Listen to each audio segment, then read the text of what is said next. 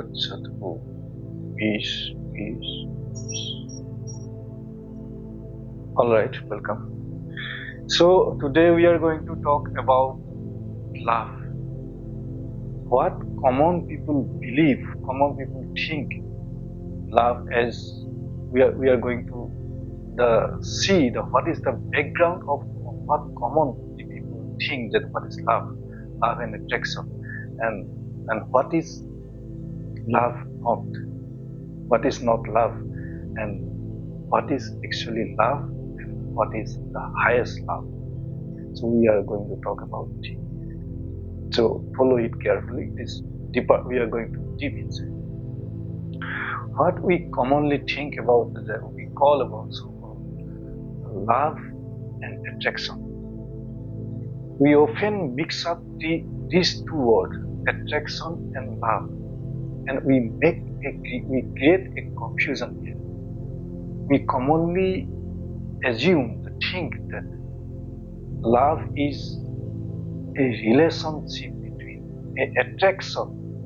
a relationship of attraction in between two opposite gender, a male or female, and love is a modification of the mind, modification of the thought that I love this person, or I love that person, I love this one, so and so. I love this boy, I love this man, I love this girl, I love this woman. It is a modification of mind. I am attracted to this person, whether it is a man or woman, and the mind think that I love this person or this man or woman. It is a modification of thought, and it is a biochemical attraction to opposite gender and modification of thought that I love this one. So what is the background of this? So one is it is the opposite gender, whether it is attracted by opposite gender, it is a biochemical reaction. And another is a modification of thought that I believe that I am so much attracted that I think and I believe that I love this person, I love this girl, I love this boy, and I want this boy and I want that girl. It is a desire that I want this man or I want that man, and it is a desire that I want this man or that man, and this man or this woman is going to behave according to my desire. So it is a one way, it is a biochemical reaction, what we commonly so-called love and attraction. And in another way, in the other way, it is a modification of the mind, modification of the thought that I love that person. So what is the result of this such kind of thoughts process, such kind of attraction? And many times it is commonly seen that they become so much obsessive to one another. A boy is so much attracted to a girl is so much attracted to a boy. They are so much obsessive. They are so much attracted to one another. They sometimes marry. But commonly it is a common picture in today's society that after such marriage, the attraction goes away within a few years, because it is a bodily attraction. It is not going to be last for a long time. So I am attracted to the body, to external appearance, or through a biochemical reaction, and after 2 or 3 years, or other sometimes it goes away. Secondly, so I have a desire, I want that my wife my husband to behave according to my desire. If my wife or my husband doesn't behave according to my desire, there is a crack in the relationship in between two. And if it is continuous for a long time, the relationship is going to vanish. This is happening in most of the time in today's society. When such a relationship is based on not true love, based on biochemical attraction and modification of the thought and desire to get something from that person. And if it is not happening, there is a crack in the relationship, and if it is continuous for a long time, it's good. So it can be called as a love.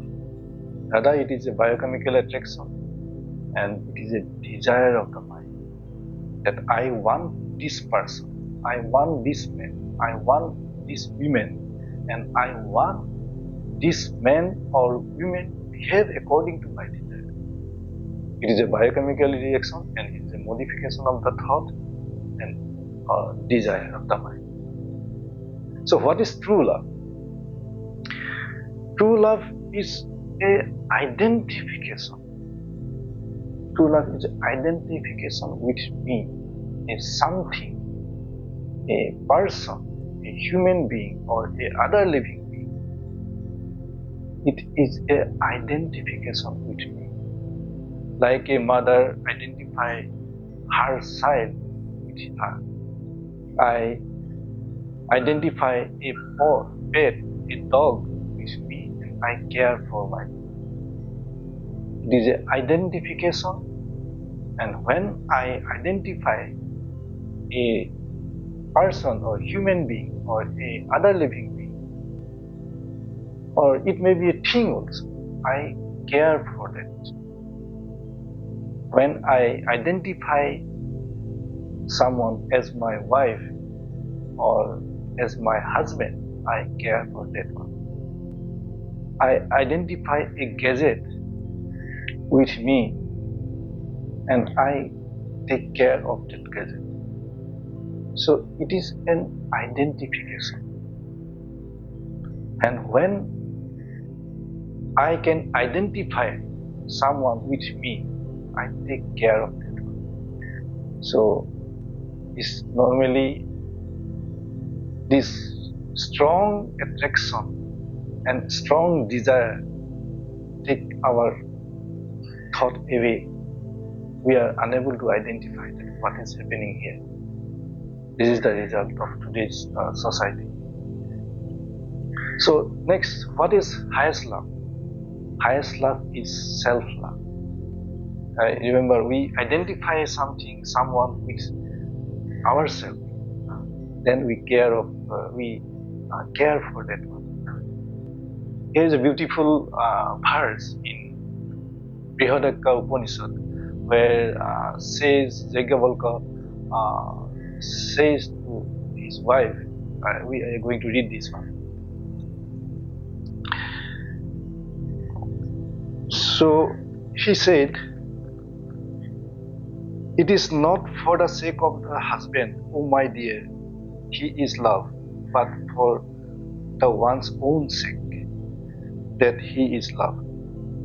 It is not for the sake of the wife, my dear, that she is loved, but for the one's own sake that she is loved. It is not for the sake of the son, my dear, that they are loved, but for one's own sake they are loved. It is not for the sake of wealth, oh my dear, that is loved, but for the sake of own sake the wealth is loved." And lastly, there is a large paragraph. We are not going to read all these things. It is a and lastly, in the last part of this paragraph, he also says that the self, my dear Maitri, should be realized, should be heard of, reflected on, and meditated upon. By realization of the self, my dear, through hearing, reflecting, and meditation, all this is known. So, highest love is self-love. But here, Yajnavalkya is not telling Maitri about this individual self. He is talking about the connection of the individual self with the Supreme Self. We are going to talk about this shortly. So, if we examine that we love our someone for the sake of us only. I love my husband for the sake of me. I love my wife for the sake of me. I love my wealth for the sake of me.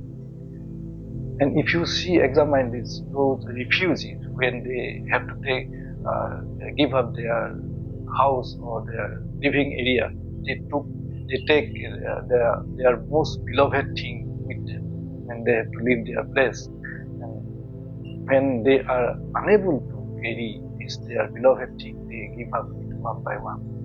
And lastly, if they cannot able to carry even the little thing, they give up everything for the sake of that person. The self-love is the highest love. So here, Yajnavalkya is not saying that the individual personal self. He is talking about this supreme self. That self is the self of all living beings, and we are one with that self, the supreme self. You may call God also. You may heard that other sentence that God remains in all living beings. And here, Yajnavalkya refers the supreme self as the supreme reality, God, or whatever name you may give according to your tradition. He is talking about the supreme self. That supreme self is the self of all self, individual self. When we realize this, our individual self, that we are one with that supreme self, we are identical with the supreme self, then realize how understanding and realize can be happen. He says here, by hearing, reflecting, and meditating. So, understanding, hearing, understanding, reflecting on it, clearing the doubt, and realizing this individual self are the one with the supreme self. That supreme self, which is senseless, unborn, pure being, pure consciousness, and unassociated bliss, independent of bliss that independent of any objective thing of this world. This is a supreme bliss. So when an individual being realize that, identify that individual self with that supreme self, he becomes liberated. He becomes Jivan Mukta. He becomes enlightened.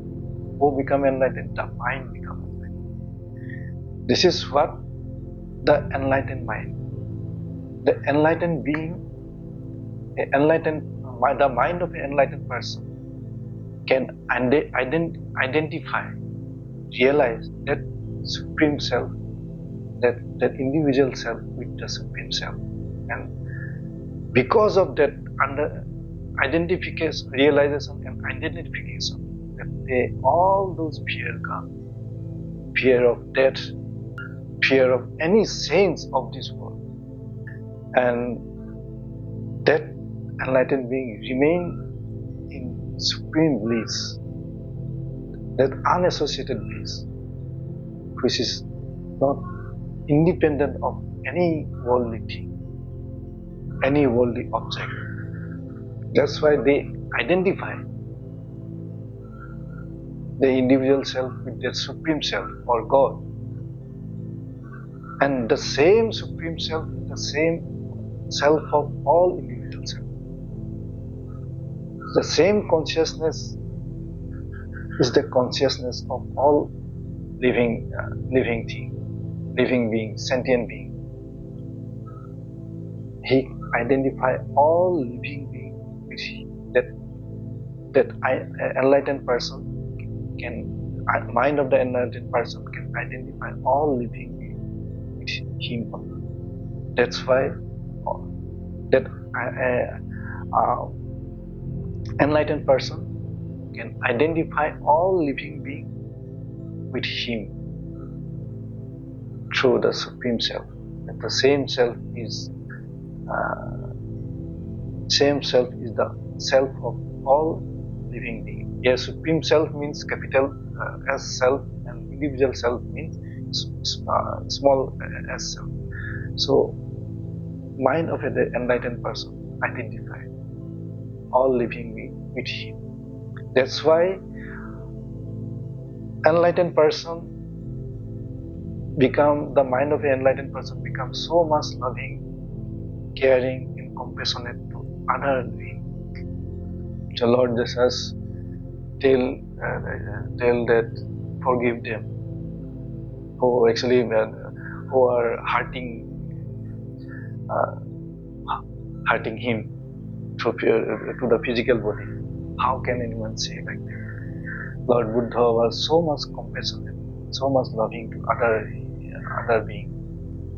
Lord Krishna was so much lovable to other beings, but his love can't be understood from the materialistic point of view. Similarly, there are other human beings, other persons across the world who are enlightened. They are so much loving and compassionate for other beings because they identify, they realize God. Other human beings, they identify that individual self, the Supreme Self, and all beings with Him, identify with Him. So, which is beyond the body and mind, and beyond the perception of the sense object of human body. We normally think that we can see everything through our sense of it. This is the wrong belief we have. So we borrow this body from this nature, and one day we have to return this body. And similarly, the mind is nothing but a flow of thought. There is no particular thought in the mind. So when we realize ourselves with the Supreme Self, this highest love is going to build in the mind, like those enlightened human beings. They are free from all fear. The mind can identify all living beings with the Supreme Self. So they are so much loving, caring, and compassionate.